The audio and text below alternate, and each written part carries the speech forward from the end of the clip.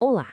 Hoje a gente vai mergulhar num texto que conecta uma coisa super simples do comportamento humano a uma teoria, olha, gigantesca sobre como as civilizações nascem e como elas podem desaparecer. E tudo começa com uma pergunta que todo mundo já se fez em algum momento. Pois é, essa é a grande questão, né? Aquele dilema clássico entre curtir o agora ou planejar para depois. E segundo o material que a gente está analisando, a forma como uma sociedade inteira responde a essa pergunta pode simplesmente definir o seu destino. Então, bora entender isso melhor. Para a gente começar a responder aquela pergunta lá do início, o texto traz um conceito que é, assim, a chave de tudo na economia e na psicologia humana. Ele se chama preferência temporal. Parece um nome complicado, mas a ideia é simples e as implicações são enormes. Olha, todo mundo funciona assim. É aquela história, né? Um sorvete na mão hoje parece muito melhor do que a promessa de um sorvete igualzinho daqui a um ano. Só que o ponto central do autor não é o fato de que a gente tem essa preferência. Isso é universal. O que importa de verdade é o grau dela. O qual forte é essa nossa vontade de ter as coisas agora. Então vamos lá. O pulo do gato é esse aqui. Uma preferência temporal alta significa viver para o agora, para o momento. Já uma preferência temporal baixa significa estar disposto a abrir mão de um prazer hoje, pensando num ganho maior lá na frente. E é essa escolha, quando a gente multiplica por uma sociedade inteira, que, segundo a fonte, dá o pontapé inicial para tudo. E é nesse ponto que a coisa cresce, sabe? Deixa de ser só uma escolha individual e vira um fenômeno social. O argumento do texto é que, quando uma sociedade inteira começa a dar mais valor para o futuro, isso dispara o que o autor chama de processo de civilização. E esse esquema aqui, olha, mostra perfeitamente como esse ciclo funciona. É um ciclo virtuoso. Tudo começa com as pessoas tendo uma preferência temporal mais baixa, ou seja, pensando mais no futuro. Isso leva a mais poupança e investimento. Esse investimento cria o quê? Ferramentas, máquinas, o que se chama de bens de capital. E isso aumenta a produtividade de todo mundo. Com mais produtividade, a sociedade como um todo fica mais rica. E aí, olha que interessante, com mais riqueza, as pessoas se sentem mais seguras para planejar ainda mais o futuro, o que joga a preferência temporal lá para baixo de novo e faz essa roda girar ainda mais rápido. Só que, segundo o texto, esse progresso não é garantido, não é uma estrada de mão única. Esse processo pode parar, ou pior, pode até andar para trás. E o que define para que lado a balança vai pender? Segundo o argumento, é a segurança da propriedade privada. E aí, o texto apresenta duas grandes ameaças a isso. A primeira ameaça é o crime. Pensa só, um ladrão rouba bens de alguém. Isso diminui a riqueza e, claro, incentiva um pensamento mais de curto prazo.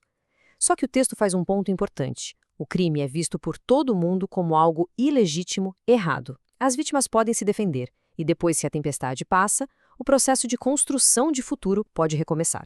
Agora, a gente chega na segunda ameaça. E essa, segundo o autor, é bem mais séria, mais profunda, a interferência do governo. A metáfora usada aqui é muito forte. Não é mais uma tempestade que passa, mas sim uma mudança completa e permanente no clima econômico.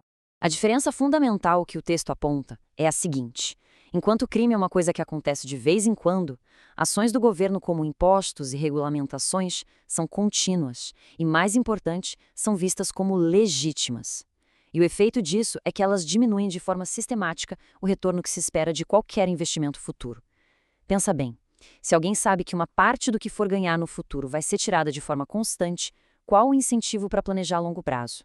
O incentivo diminui, né? De acordo com a análise, isso força a sociedade a se tornar mais imediatista. E partindo daí, o texto chega na sua tese mais, digamos, polêmica. É uma comparação bem inesperada entre duas formas de governo e como cada uma delas afeta a preferência temporal de uma sociedade.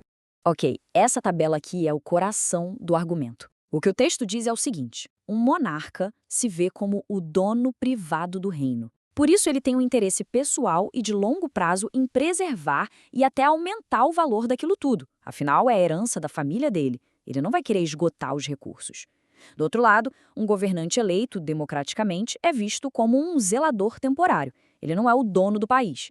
E segundo essa linha de raciocínio, o incentivo dele é extrair o máximo de receita durante o tempo que está no poder, sem se preocupar tanto com o valor daquele ativo lá na frente, porque afinal não é dele. Certo. Agora, como é que essa teoria toda, que parece bem abstrata, se aplica na prática? O texto faz um recorte histórico bem específico para tentar validar seu ponto. O ponto de virada, segundo a fonte, foi a Primeira Guerra Mundial. Antes da guerra, o que dominava a Europa era o modelo de monarquia, o que o autor chama de governo de propriedade privada. Com o fim da guerra e a queda dos grandes impérios, o mundo teria feito uma transição para o modelo democrático, o tal governo de propriedade pública. E a alegação do texto é que essa mudança teria dado início a um processo reverso, um processo de descivilização.